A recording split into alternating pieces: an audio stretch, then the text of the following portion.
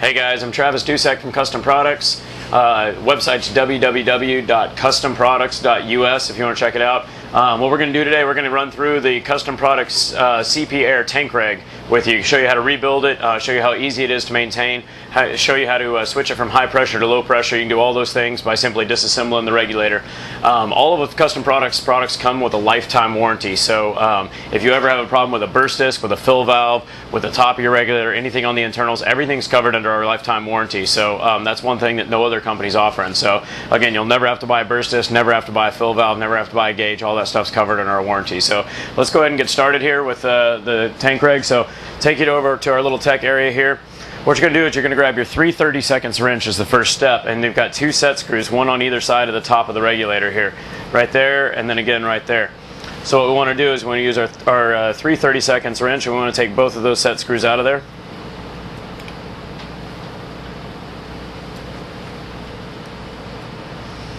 Now after those are off, you have your lock ring here. On your lock ring, if your lock ring is silver, that means you have a high pressure regulator. If that lock ring on the top right there is black, then you have a low pressure regulator. The output on the high pressure regulator is 850 psi, and the output on the low pressure regulator is 450 psi. So after that, you want to get your 15/16 six-sided wrench. We've got a fixture here that'll hold the reg steady for us, so use that. And then you want to take this top off. You want to loosen that ring, make it so it catches on the front of the thread. So what you've done here is you've created a gap at the top there. So after it catches on those rings, you're still going to use that same ring, and you're going to use that to remove the entire top of the regulator.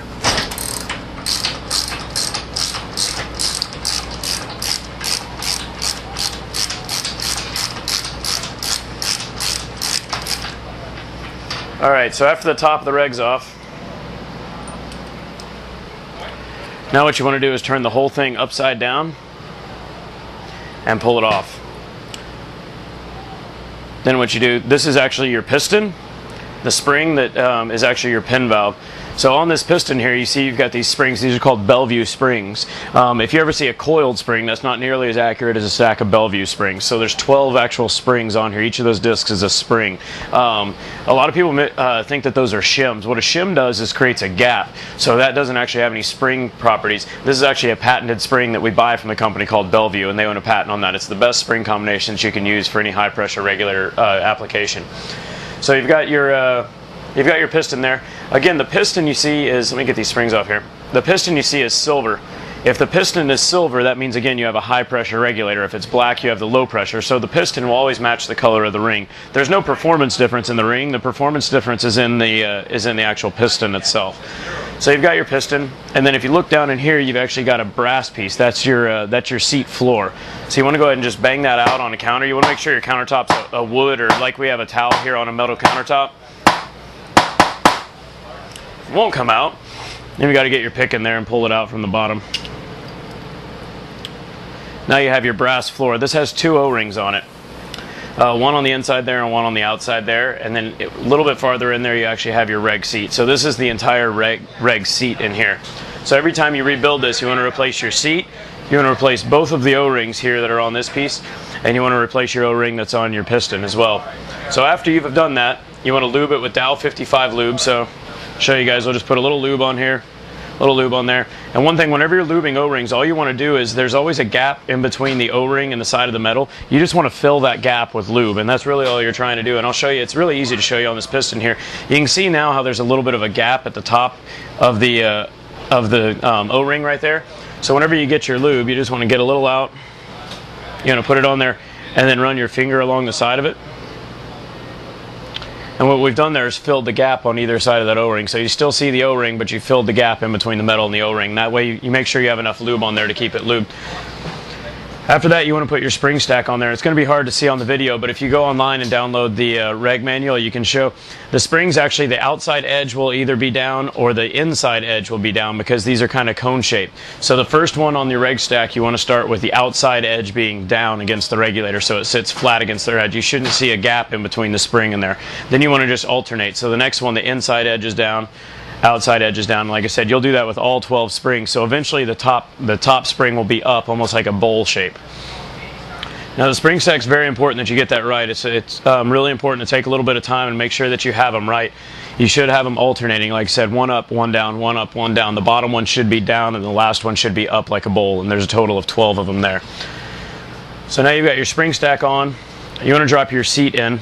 Again, some of this stuff's hard to see, but if you go online, there's a manual online. But you have a white seat here, and then you just have a base area there. So what you want to do, you want to make sure that you drop the white area of the seat down, and that's going to fit down in your regulator just like that. Then after that, you get your seat floor. You push that in until it snaps in. So that should snap in. And then you get your spring stack with your piston, and you push that in, and that'll actually stay seated right in there. After that, you've got your top and your spring. So put your spring down in your top. You put a little blue Loctite on here. So we just have it on the counter here. We just roll it through, get a little blue Loctite on the edge there, and then drop this right in. Now you want to make sure that this goes all the way down, because what this does is this top actually holds that brass floor down in there. So you want to make sure you get that really tight. What we do is we get an ASA, and since your lock ring is all the way at the top here, you can use this to kind of lock down on that and really make sure you get a snug fit on there. After you get that snug down in there, you want to get your 2 set screws. Put your 2 set screws back in the sides.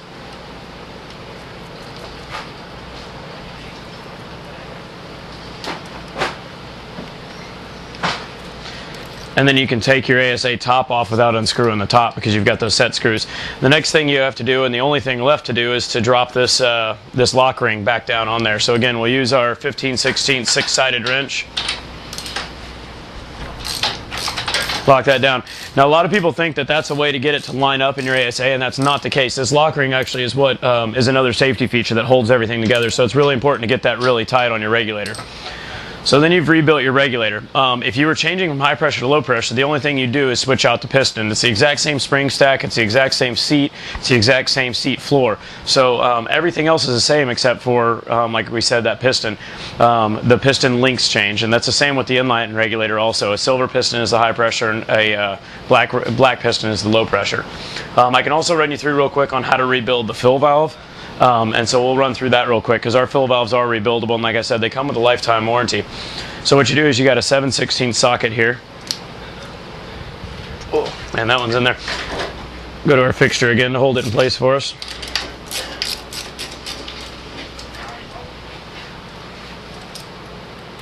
And our fill valves are actually 3 pieces. So after you've taken this out of here, you can see there's a little black set screw right there that has a hollow end. So the air actually goes through the center of the set screw to hold that piston in place.